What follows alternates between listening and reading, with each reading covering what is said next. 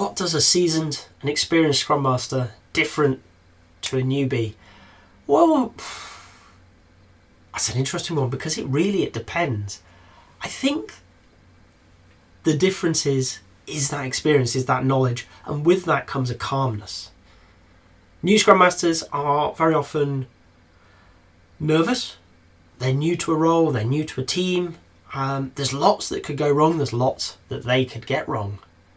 So they're finding their feet and they will be hesitant. Okay, so actually what I see is that hesitation come through both as inaction and too much action.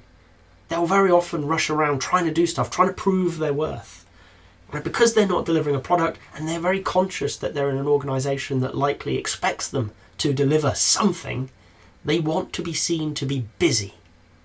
Okay, so they'll set up all your meetings, they'll take over your task board, they'll be doing all of this stuff, and they'll have a very full day, and they'll achieve very, very little of the common core of what they're looking for, creating a great environment.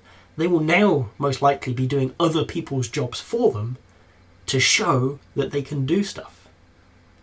So a new Scrum Master, if you're in that pair of shoes, what I would say is look around you. If you have those more experienced people, you will notice they're not busy.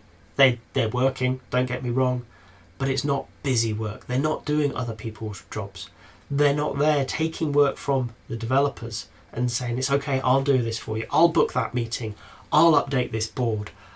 I'll go and have that conversation for you. Because the experienced Scrum Master has learnt, often through bitter lessons, that in doing that, while senior leaders think that they're doing a great job because they're busy, they're everywhere, they're doing lots of stuff, they're actually working counter to their true mission, which is creating a team that is self-organising, self-managing. It can work without them. So it may sound lazy, but that experienced Scrum Master is likely to do less. But when they step up, it's going to be far more impactful because they're going to recognise that opportunity to have just that one conversation at the right time with the right people to help them view something differently, to help them take ownership of something possibly. So new Scrum Masters do tend to be busy, and all I would say to them is slow down, calm down. You can't prove your role in a few weeks. It takes time. You're there to create an environment for others to excel. Excellence for you is excellence for them. And what I mean by that is when they're doing well, people will recognise your value. So look at those experienced Scrum Masters. If you have them, please go get mentorship from them. Okay? They will help you understand what is in your role, what isn't in your role. What is other people's jobs that suddenly you're doing? And trust me, if you offer to take somebody's work off them, they're going to give you it. Everybody in the modern business world is incredibly busy. And if somebody appears saying, I can do that for you, yes, please, take it. So this is what we're looking for. The difference is often that calmness in the centre of the storm. That isn't because an experienced Scrum Master doesn't care anymore and they're a bit lazy. It's because they know that the impact they have is actually going to be in little quiet moments around the place where they recognise that a problem's coming and they step up and they deflect it away from the team, or they have that conversation with the senior leader so it just disappears completely. They've built their relationships.